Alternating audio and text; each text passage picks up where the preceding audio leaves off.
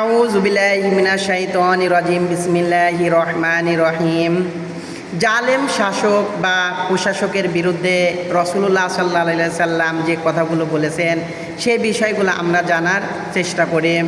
রাসূলুল্লাহ সাল্লাল্লাহু আলাইহি সাল্লাম বলেন, ইন্নাহু ইস্তাআমালা আলাইকুম উমারাহু ফাতাআরিফুনা ইন্নাহু ইস্তাআমালা আলাইকুম উমারাহু ফাতাআরিফুনা তুনকিরুনা ফামান কারিয়া ফাকাদ বারিয়া ওমান আনকার ফাকাদ সালিম ওয়ালাকিন মাররাবা তাবাআ।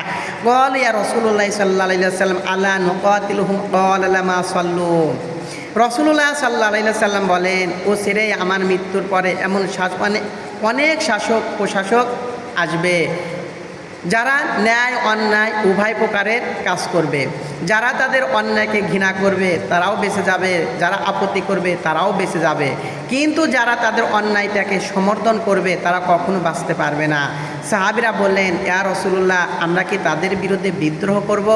রাসূলুল্লাহ সাল্লাল্লাহু আলাইহি সাল্লাম বললেন, না, যত সময় তারা নামাজ আদায় করে।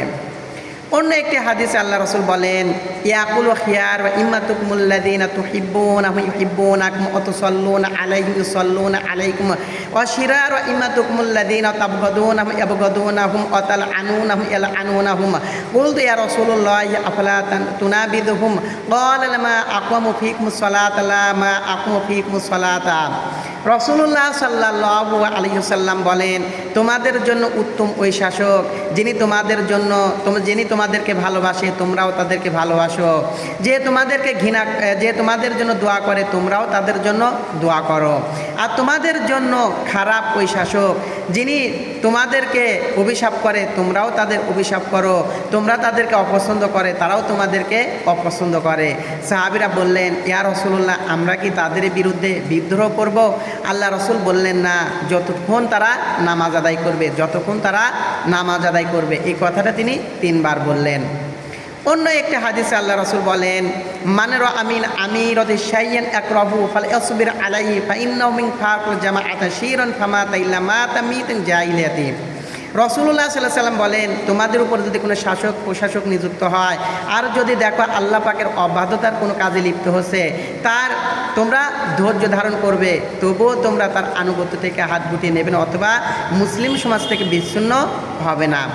অন্য আরেকটা হাদিসে আল্লাহ রাসূল বলেন, আলামান ওয়ালিয়া আল ওয়ালিন ফারাহু ইয়াতি শাইয়ান মিন মাআসিয়াতিল্লাহি ফাল আকরাহু মা ইয়াতি মিন মাআসিয়াতিল্লাহি ওয়ালা ইয়ানসি আন আদান মিন তাআতি।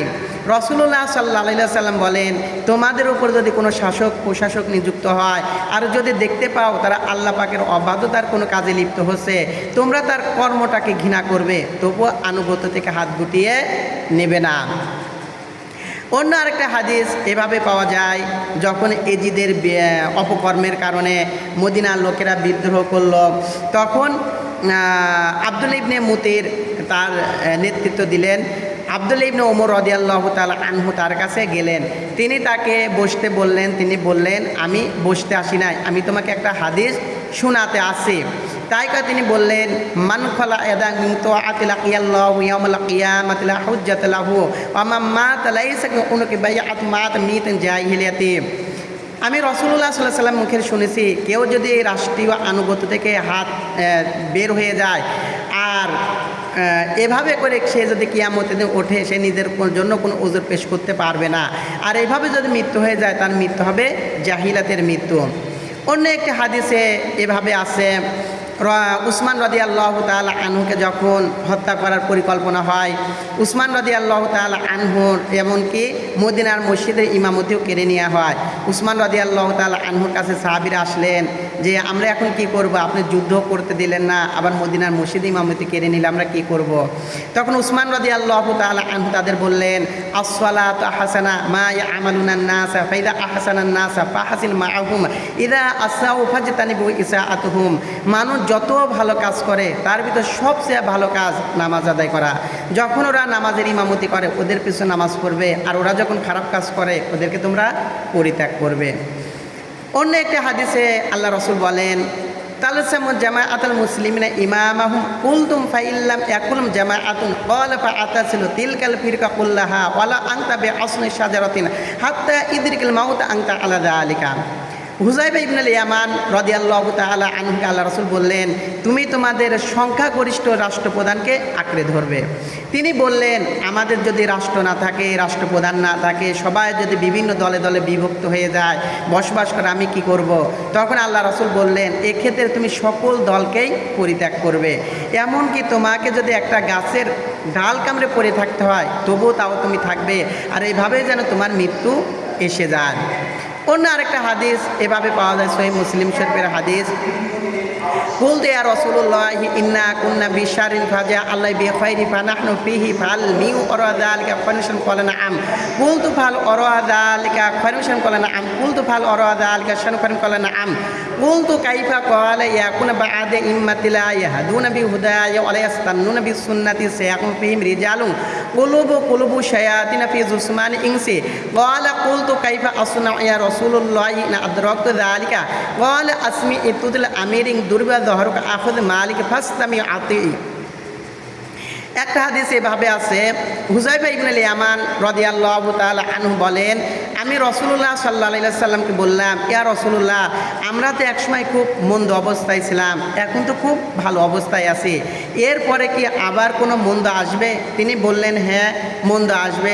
তারপরে কি আবার ভালো হবে? তিনি বললেন, হ্যাঁ ভালো হবে। তারপরে কি আবার মন্দ হবে? তিনি বললেন, হ্যাঁ হবে। আমি বললাম, এটা কেমন করে হবে? তখন আল্লাহ রাসূল বললেন, আমার মৃত্যুর পরে অচিরে অনেক শাসক প্রশাসক আসবে, যারা আমার রীতি আদর্শ তারা কোনোটাই গ্রহণ করবে না, তাদের অন্তরগুলো হবে শয়তানের অন্তরের মতো। তখন তিনি বললেন, আমি যদি এমন একটা সময় পড়ি তাহলে আমি কি করব। তখন তিনি বললেন, তুমি যদি এমন সময় পড়ো, তোমার শাসকের কথা শুনবে, আনুগত্য করে চলবে, যদিও তোমার পৃষ্ঠদেশে আঘাত করা হয়, তোমার সম্পদ কেড়ে নিয়ে যায়, তুমি তাকে আনুগত্য করবে এবং তার কথা শুনবে।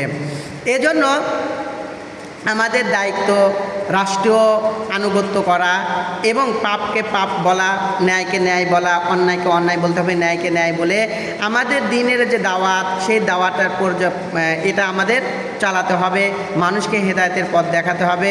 আল্লাহ পাক আমাদের সঠিক বুঝগুলো দান করুন, আমিন।